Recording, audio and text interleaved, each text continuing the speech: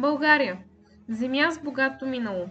Тук, сред природните красоти и плодородните равнини, се ражда началото на организираните общества.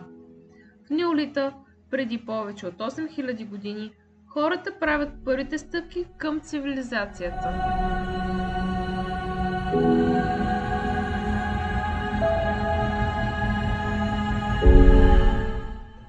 Хората започват да овладяват изкуството на земеделието през неолита.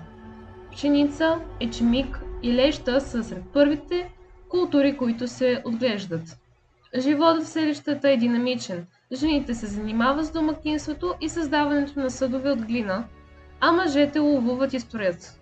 Това е време, когато човекът се свързва по-дълбоко с земята.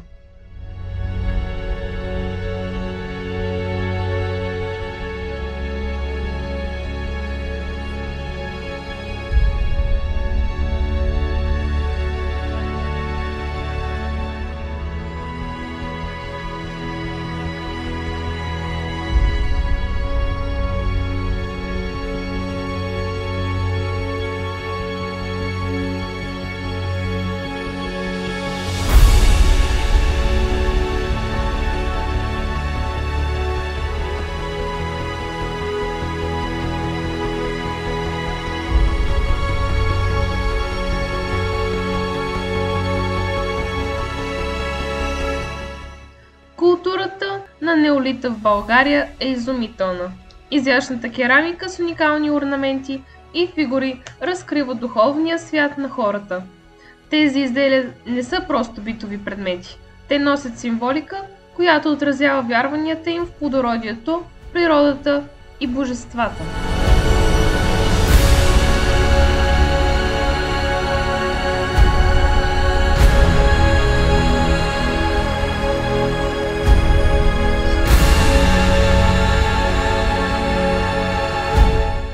Неолитът не е просто период от историята. Това е епохата, в която човекът започва да твори и да оставя следа. Наследството на тези древни култури е неразделна част от идентичността на днешна България.